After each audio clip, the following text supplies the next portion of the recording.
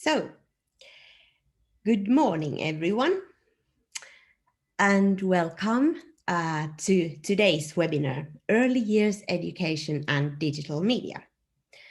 This webinar is part of the webinar series, Media Education in the Nordic Countries, Lessons Learned from the Neighbors. Last week, we talked about senior citizens, and this week it's time to focus on the other end of the age scale, junior citizens. We are going to hear about how digital technologies can be used in preschool education and how young children up to 6 years should be educated to become media literate or digitally literate. Last week, we had the opening lecture in this series, and this is the second lecture of the series. The idea of this webinar series is to take a look at MIL, Media and Information Literacy, and related research, first in the Nordic countries and then beyond. My name is Maarit Jaakkola, and I'm working as the co-director of Nordicom, that is a Center of Nordic Media Research at the University of Gothenburg in Sweden, and I'll be the host today. So today's country focus is on Denmark. On nordmedianetwork.org, we have created a web page for today's webinar, and it contains some showcase videos showing best practices from Denmark. There are 2 videos at the moment, and 1 more will be uploaded. Please take a look at these videos after the webinar on your own hand. They are descriptions of projects that are relevant to today's topic, and there are also some other resources for further reading, such as links, recent academic literature, and even today's slides can be downloaded there. But just a couple of words about the Nordic context. Different countries have adopted different concepts to talk about MIL. And when it comes to preschool education or early years education, that's the case as well. In Sweden, the national curriculum that was updated in 2019 mentions the term digital competence. In Finland, the national curriculum from 2018 includes the word multiliteracy and ICT competence. And in Norway, there are 2 overarching substance areas in the curriculum that derives from 2017. First, communication, language and text, and second, nature, environment and technology. And in addition, digital practice is mentioned as a special way of working in kindergartens. How does it look like in Denmark? This is something that we are going to hear about today.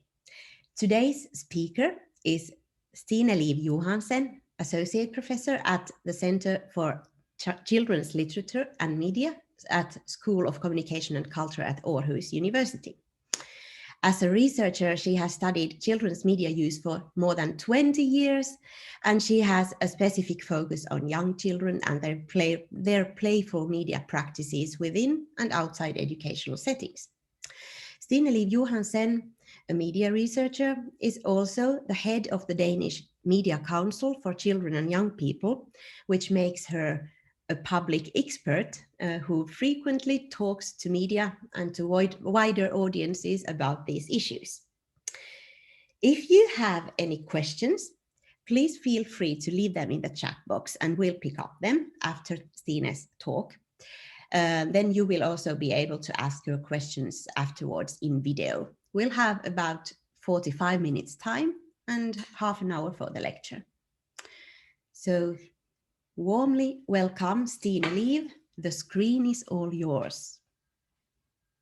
Thank you so much, Maarit, and good morning, everyone. I'll just share my screen just a second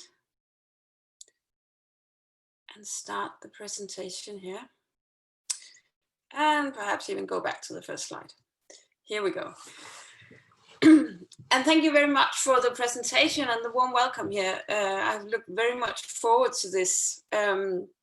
What I will be talking about today is a subject that initially, when I started planning this lecture, I was actually struck with some kind of pessimism towards what I found, or still find, is an overall lack of political focus on this issue. But when I started digging into it and I was asked to come up with these showcases and good examples, I realized and remembered how many good projects there are actually going on in the practical context in daycare settings. And I will be talking about some of those today, and you will be able to see more about them in the videos, as Marit mentioned.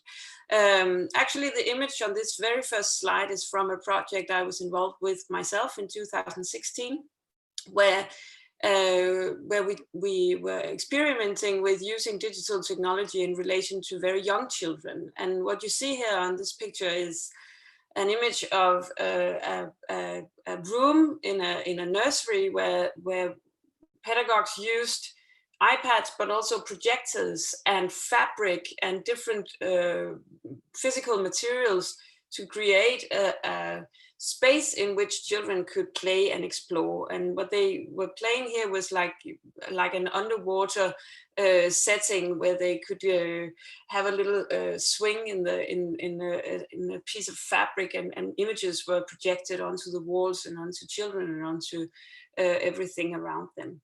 And I think this is a very important starting point, because this might not be what you think of as traditional digital literacy projects. But in this case, it actually was, because it was a matter of showing these children and making them experience on their own body, being 1 and 2 year olds as they were, how they could be co-creators of spaces where digital technologies were used. But I will start by giving a more overall view of the Danish media and information literacy in early education landscape. After that, I will dig into the national policies, the curriculum for early years education. And I will, from there, move on to talking a little bit more about the actual pedagogical practices that take place. I will talk about an issue which I find really important to address in this aspect, namely the digital inequalities that we can actually see when studying young children's use of digital technology, and how I think this should be at the forefront of the debate, rather than the debate we actually have nowadays, mainly focusing on screen time, addiction, more or less scientifically underpinned positions in that debate. And I will end by talking a little bit about the paradoxes that parents are facing in relation to this, and come up with some suggestions on how to make pedagogues and parents work together on this issue. But to begin with, I will say a little bit about how media and information literacy in early years education in Denmark is visible in public policy documents. We do have an overall public strategy of digitalization in Denmark, ranging from 2016 and onwards to 2020. And actually, I saw yesterday that there had been a debate about when were we going to have a new strategy of digitalization in Denmark. And of course, as everything else in the world at the moment, politicians are focusing elsewhere, as we all know, but obviously it's important to have this overall strategy of digitalization in combination with all the other agendas that we have at the moment about tech platforms, regulation, privacy, and the way digital technology influence our democracy as such. But up until now, we have had this strategy, and what this has transferred into is, on one hand, a lot of local strategies in local municipalities on digital literacy and learning. And it's very common that the municipalities have a strategy for the 0 to 18 age group, and how they should be more digitally literate in different ways. And it's also very common that these strategies are revised. I, as as an expert, have been invited to give talks for more than one kickoff project in the same municipalities over the last 5 or 7 years. When they need to revise their strategy, they ask me out to give a talk or give feedback on it again. But the most important, what I will also mention is that that we also have a project or a test project of a new subject in primary schools on technology understanding or computational thinking. And this is sort of like the backdrop of this discussion as well, because we do have a more focused, a bigger focus on this in the primary school setting, but only very little in the early years educational setting. But what we do have is a pedagogical curriculum. And like Marit just mentioned, we have a similar curriculum in Denmark. It's from 2018. And I will just show you how digital technologies are mentioned in that curriculum. The pedagogical curriculum has some overall themes where, for instance, subjects like play and the child's perspective are important and very prominent. And then they have 6 learning goals or learning themes, among which digital technologies are mentioned twice. They're mentioned in the theme related to nature, outdoor life, and I can actually not see what it says here because I can't see the screen. I have an image in front. No, I can't see. Never mind. Nature, outdoor life, and something else that you can all see. The point here is that when it comes to the more STEM-like approach, where children should learn about the nature and natural phenomena, they're encouraged to use different technological tools such as GPS, digital scales, webcams, etc. And as it says here, allowing them to develop a creative, productive, and critical approach to the use of such technologies.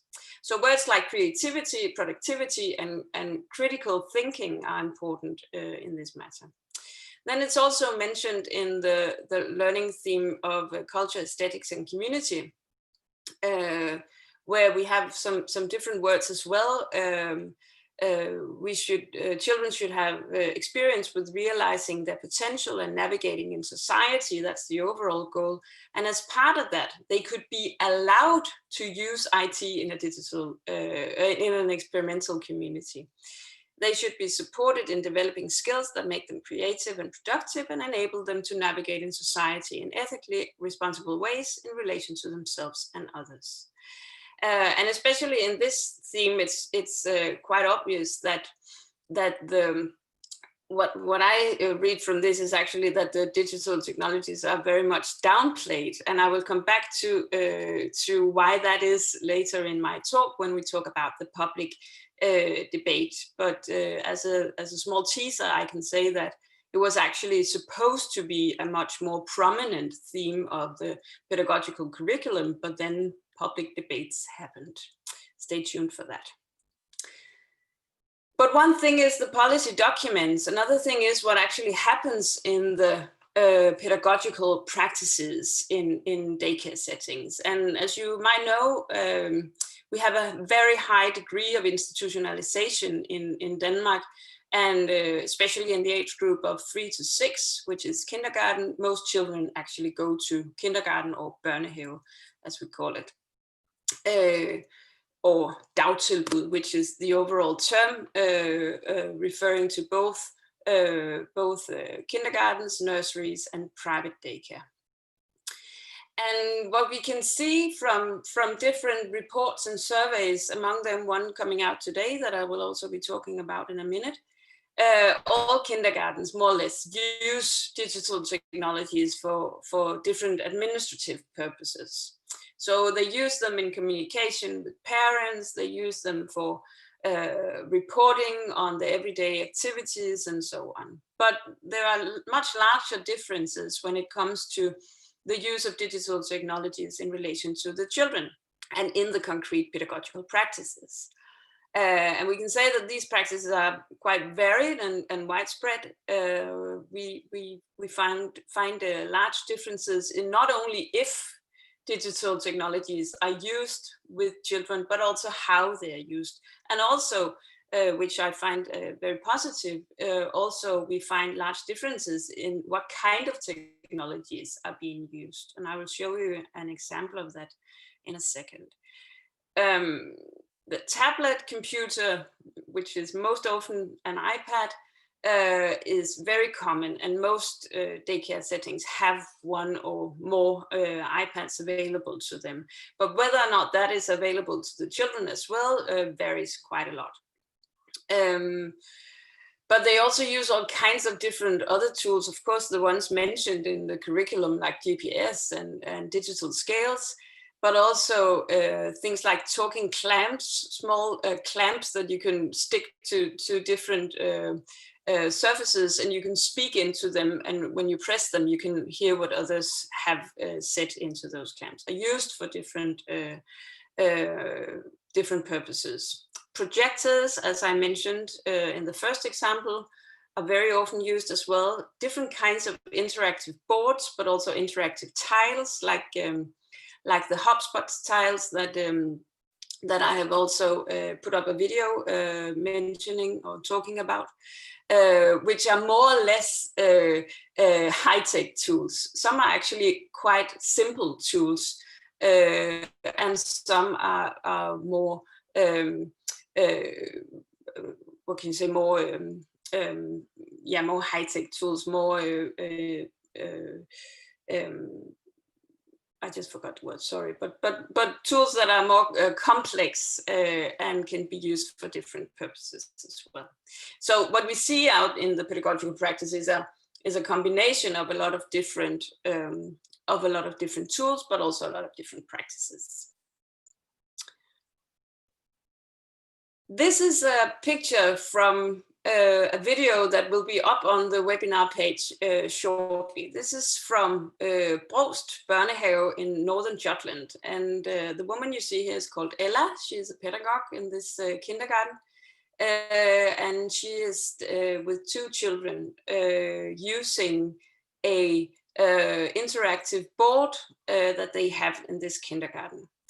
And this is an example of those very simple digital tools that are being used. What we have here is a plastic board with small pockets where you can put in small drawings or pictures out of paper, or you can put in different things. But when you press each of the pockets or the button below each of the pockets, it can play a sound that you have recorded in beforehand. And in this case, they're using the digital board for a rhyming game where they have put up images, as you can see, of a house or a snake or a pig or something else. And then when you press the button below, you can hear a word that rhymes with that particular image. So the idea is that the child says, I want to press house, and then the sound they hear is, for instance, mouse. So they get an understanding. They can even guess about what word will be the rhyming word, and they can use it like that. They have also used this very easily adaptive board for other purposes. They have a lot of bilingual children. They have a lot of refugee children in this particular kindergarten. So sometimes they put up different ways of saying hello or Merry Christmas or other words in different languages, and they invite the parents in to record these different words. So this is an example of a very simple tool that is easily adapted into everyday practices and can be used for different purposes, whether they are more school-like, like the rhyming game, or they are more, of course, also focusing on language, but more social, like the different language approach that they have. As I said, there will be a video up where Ella explains much more about her practice, and you can see the children using this board in practice, so stay tuned for that. And then I will just mention that actually today, as we speak, my colleagues Andreas Lieberud, Jan Ole Størup, and Ditte Winter Lindqvist have a brand new report out where they have done both a survey and qualitative studies about these matters. They have studied how digital media are used in Danish kindergarten and nurseries.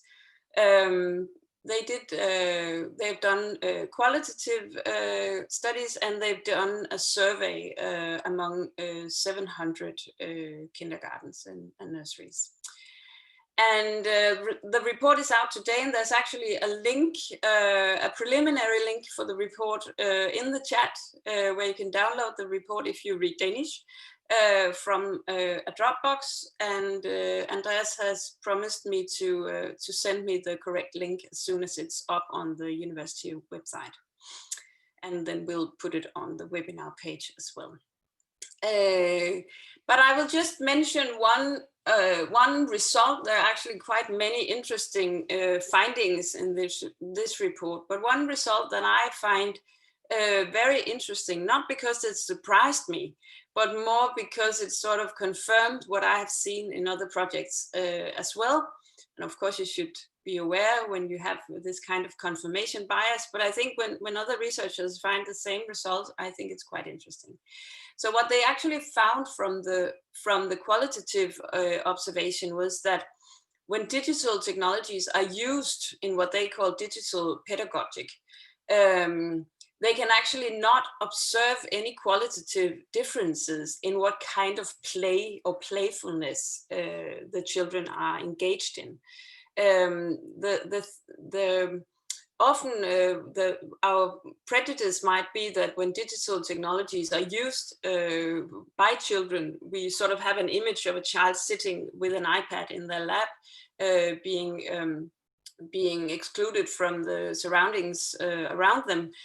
But what they saw in the observation studies of a lot of different technologies and a lot of different digital tools was that was not how digital technologies were used in the daycare setting. Actually, it was most often used for activities that involved many children. And when pedagogues supported this digital play as they would any other kind of play or playfulness, there were no qualitative observations when it came to how the children were engaged. The only thing that they could observe was that there were obviously sometimes technical problems or challenges, but that was sort of like that was just a factor that the pedagogues took into consideration. But then the play and the playfulness went on. So I can highly recommend this report if you want to know, if you want to get insight into the very latest knowledge from the Danish context.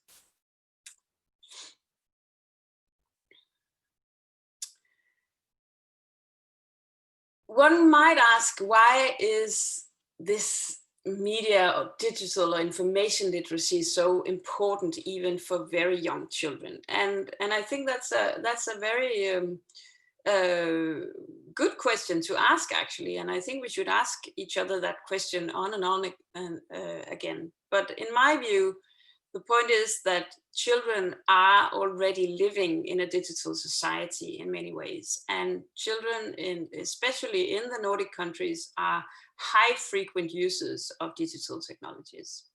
We know that, for instance, in Denmark, about more than 90% of children below the age of 7, they have access to a tablet computer in the home. And we can see every time we make comparative studies across Europe or across the world that, of course, very often the Nordic countries stick out because we have a higher penetration of ICTs and digital technologies also in the private setting. But what we also know is that children's use of digital technologies, especially in the home or in the family, is most often a consuming way of using digital technologies. Children are rarely using technologies for creative, productive purposes, and thereby they are rarely developing those critical skills that we find very important. And what is furthermore the case is that we can see, and now I'm referring to a study that is also that we have also linked to on the webpage. We did a study in the Media Council together with the NGO Børns Vilkår in Denmark last year, where we studied 5-year-olds' use of ICT, both within the family and in the institutional context. What we could see there was that children who had a lower socio-demographic background had a less diverse use of digital technologies. And we used that as a measure of whether they were not only consumers of digital technologies. We could also see that there was a gender difference. It was actually the case that boys had a more diverse use of digital technologies. They used more different types of technologies, and they more often also used technologies behind the scenes, so to speak. We asked them whether they had tried to, for instance, control a robot, and more significantly, more boys than girls responded positively to that.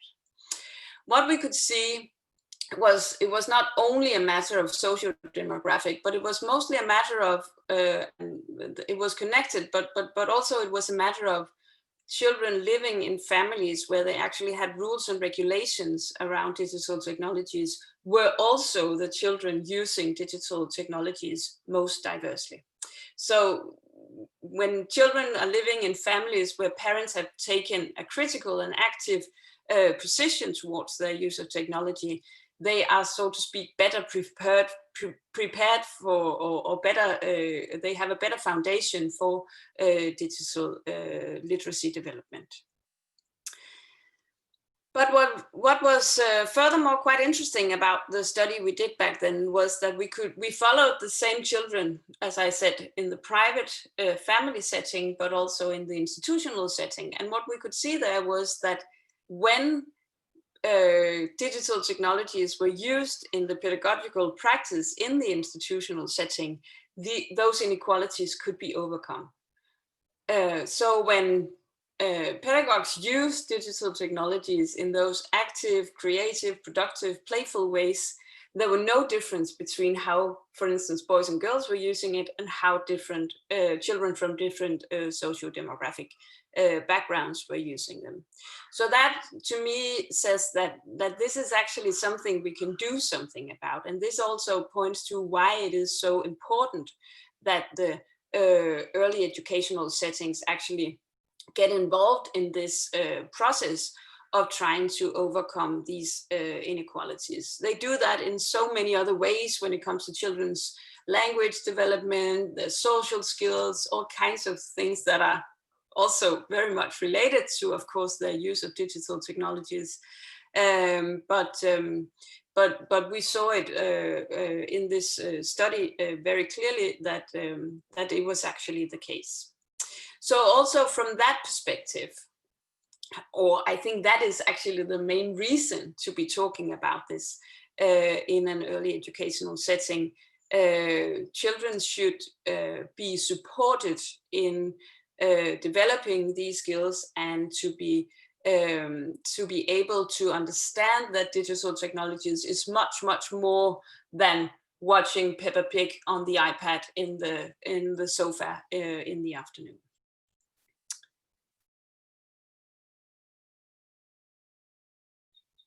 I will now turn to some of those debates that I mentioned earlier on, and this is of course a rather perhaps slightly scary picture, but it's an illustration of that has been used several times. It's from the Danish newspaper Politiken, and it's been used several times for opinion pieces on people's use of technology, and especially children's use of technology. And of course, it's a metaphor for this understanding of addiction, which is in some cases seen as related to drug abuse or other types of addiction. And I think when I look at the public debate, and of course, as Marit mentioned, I'm very much a part of this public debate myself. So again, we raise the flag for biases here. But when I look at the public debates as they take place in Denmark, I find them very heated and very little nuanced. I think that many we have a lot of different people participating in this debate. Of course, parents, but also self-claimed experts and researchers, but also different people who are working professionally with young people in different settings, children and young people. But the focus is very much on screen time and on terms like addiction. And why is that important? Well, it's important because actually the report that my colleagues from Aarhus University, the report I just mentioned that they just have published today, it actually shows that these debates are reflected in the professional context. That this is the vocabulary that pedagogues use about digital technologies and young children. They don't want them to be addicted. They don't want them to be sucked into the screen. Terms like that come up when they talk about this. So the public debates have a very big influence on the policies and also on the practices within this field. And I will really recommend that we as scholars and experts within this field take it very seriously, that we should help practitioners, professional practitioners, to develop a more nuanced language in order to be able to make relevant choices for them in their everyday practices. And as I mentioned in the beginning, there was a quite heated debate in 2018 when the new pedagogical curriculum was about to go through Parliament, because the initial idea was actually that ICT and digital literacy should be one of the overarching themes in the curriculum. But what happened then was actually that there was a lot of resistance in the population around this. There was people signed decrees saying that they would not have digital technologies in the daycare setting. A lot of people actually signed this. And some of the institutions also really reflected back on this. And this is an example from an article on TV2.dk in 2016, where the debate that led up to the pedagogical curriculum was just starting. It was a private. Actually, it was a Stine institution, which said that where the head of the institution said that they would never allow digital technologies in their daycare setting. They would rather close the institution as such. The thing is that even private daycare institutions in Denmark have to live up to the same legislation and the same curriculum as public institutions. There's a difference between daycare settings and schools when it comes to that in Denmark. So the debate was quite heated, and at the very latest hour, the overall theme of ICT and media literacy was actually taken out of the pedagogical curriculum and was transferred to the two very small mentionings, as you saw before.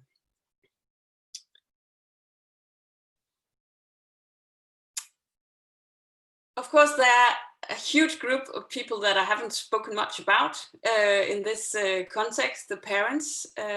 I've started this this lecture from the institutional point of view, but of course the parents play a very, very important role in this issue. And what I see in my research is that parents are struggling with a lot of dilemmas and ambiguities around their children's use of digital technologies. On the one hand, they feel guilty about their children's use of screen media. And I have tried to coin the term screen shame or skærmskam in Danish, because I think that when I talk to parents, they very often express shame and guilt related to their children's use of digital technologies. On the other hand, being a highly IT penetrated country as we are, of course, most parents also acknowledge that children should have media and digital literacy. When we ask parents how they regulate or how they set up frames for their children's use of digital media, they very often point to those very visible and obvious issues such as screen time, or for instance, violent content in video games or something like that. Very few parents actually reflect on those more behind the scenes issues, as I talked about earlier on. They don't reflect very much on children's privacy, the use of children's data, the data profiling that takes place, or the more commercial aspects of children's media use.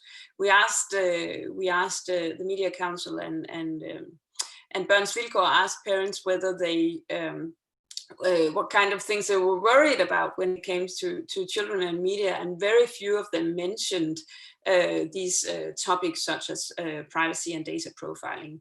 But many of them mentioned, as I said, violent content, screen time, and also very few of them reflected on whether the apps they downloaded had commercials in them or so on. So what we are facing here are parents who are looking for advice and are focusing on what is right in front of them, rather than actually being able to focus on some of the things we as scholars within the field or experts within the field actually think is the most important thing, namely the use of children's data more generally. And I will just this is not a commercial, but this is just, I'll just point to this brand new book. It was out last week by Professor Sonia Livingstone and Alicia Bloom-Ross from London School of Economics. The book is called Parenting for a Digital Future. And they point to some of the same issues here related to those paradoxes and ambiguities that parents are facing. So, what should we do about it? And that will be my last slide here. I think that we should really have, and that requires, of course, political focus. We should have an acknowledgement of the need for digital literacy for young children in the early education settings. And I think that it's very important that we come up with ways in which parents and pedagogical practitioners can work together on this, how they can inspire each other, how they can inform each other in order to find good ways of supporting this media literacy, supporting the critical sense of in children, and to, of course, also when needed, support this media literacy among practitioners and parents. And of course, the easiest thing to say at the end of a lecture like this is that more research is needed. Of course it is, and it always is. But what I find most prominent right now, especially in the Danish context, is that we need further development, professional development and training. But not only that, because what pedagogues actually express is that we don't need to be to go for a course or a lecture. What we need is time to work with these things and to inspire each other and to actually have time to prepare for the use of digital technologies in the pedagogical practices. So significant resources, which is of course also always the obvious answer, is also very crucial. And by that, I will end my talk and say thank you.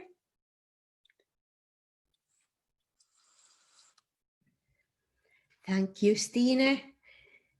You can maybe put off your slides so that we can see each other. Thank you, Stine, for a very interesting and inspiring talk. I think you painted a very varied picture of the Danish mill landscape, in how it looks like in the preschool settings, and also about the recent public debates that are not only specifically Danish, but I can see very international, going on in every national context.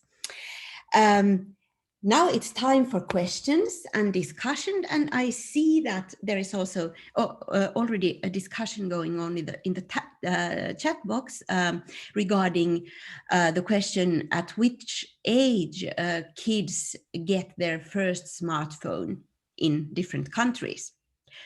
Do you have any input to that, Stine, to begin with? Yes, I can see that Aviaya has said here 8.5 years old. I think, yeah, around the age of 9, something like that. That is what I've heard as well. Yeah. But of course, that is another question than when children have access to digital technologies, because they have that at a very early age, and we can see that they have it from very early on.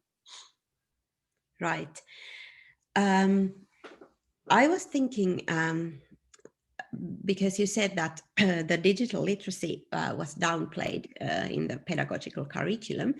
Do you, to sum up this, do you see that the fact that it was downplayed has informed the or enforced the negative attitudes towards digital technologies, like maintaining the very simplified idea of digital being bad and analogous being good, both in the parents' side and also among the professionals at kindergartens? Do they tend to think that because it's not there in a very prominent way, digital literacy, it's not the main theme or the main topic, so that this is something that we maybe should not contribute to? Well, it will be, of course, speculative, because I don't know how things would have looked if digital technologies had a more prominent position in the curriculum. But I think that when looking at one other thing that happened with the latest revision of the curriculum was that play had a very important position. And the discussions we've had about children's play since then have definitely developed very strongly, and I think in very important ways.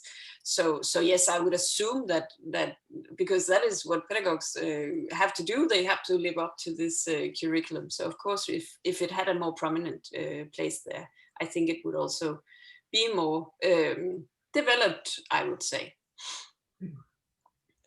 And I wouldn't say, also just to if that was what came out of what I said, I wouldn't say that pedagogues generally have a negative attitude. They just, many of them just have these debates sort of sitting on their shoulder, making them quite reluctant to adapting these things, because they also have the same sense, like I mentioned, that parents do, that this is important and it should be implemented in different ways, but they don't really, many of them don't really know how to do it. Many of them do it, but many of them are still reluctant towards it. Yeah, the traditional idea of, or question to protect or to encourage. Yeah, if anyone has a question, please, you can just put your microphone on and ask.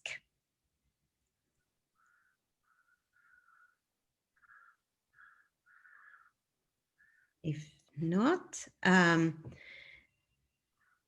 Well, I was, this is a more research related question, but kindergarten settings are richly studied in the pedagogical studies, and you are a media researcher. So do you need, do you see a need to distinguish between pedagogical researchers and media researchers? And if so, is there a need for exchange of ideas and collaboration? And if there is a distinction between these two approaches, how do they differ from each other? Media studies.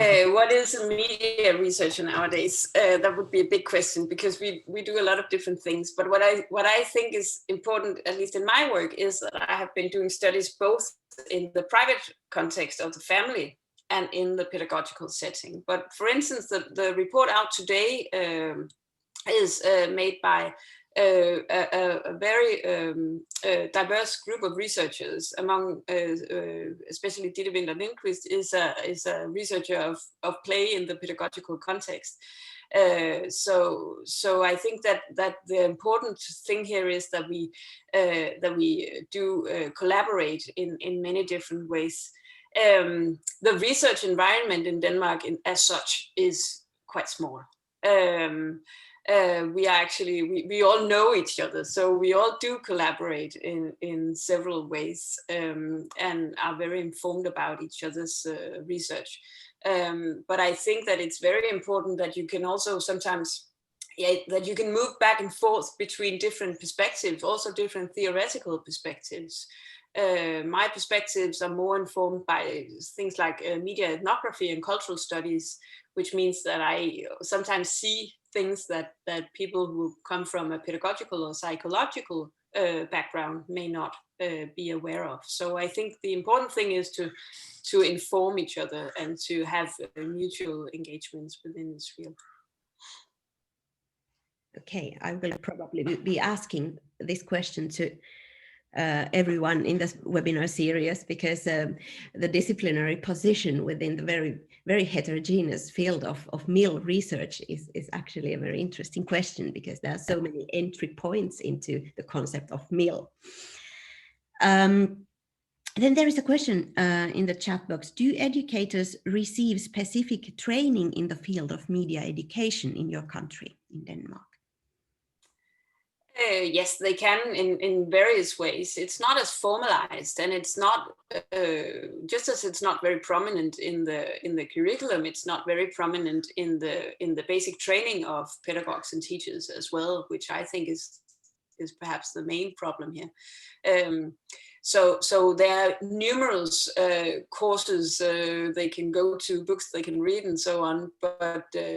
But the point that they actually express themselves is that it's not just a matter of learning how to do this. It's a matter of having enough time to actually implement it in the daily practices.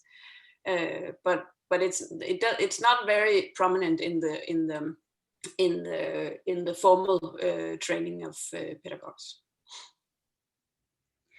Well, my impression is that even if you have it in the curriculum, it's not always like underlined in the formal curriculum, and people may not observe what is media and what is media literacy, what is not, because today's culture is mediated, and there may be more digital literacy and media literacy in the curriculum in practice than what the formal documents say. But yeah.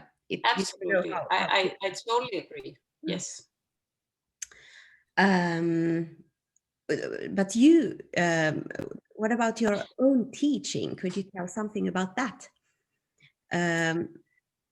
You are located at an institution where you are also studying children's literature and media. Yes. And that also goes back to the question, what is a media researcher nowadays? Because I'm actually employed at the Department of Comparative Literature. But I'm working closely with people who are studying the field of children's literature, among them people who are studying digital literature and literature in different mediated forms. And what we do at the center is that we have a professional master's program where we have, for instance, librarians and teachers and pedagogues, journalists, and so on, who come and take a full year at our university. And that is a very important part of our teaching, because this is also where we put our theoretical inputs into play in the practical context, and they come back to us and reflect on that. So that is a very important part of it, and of course also part of the general training of practitioners within the field. And then we have an international master's program, which is also an Erasmus Mundus program that we just started last year.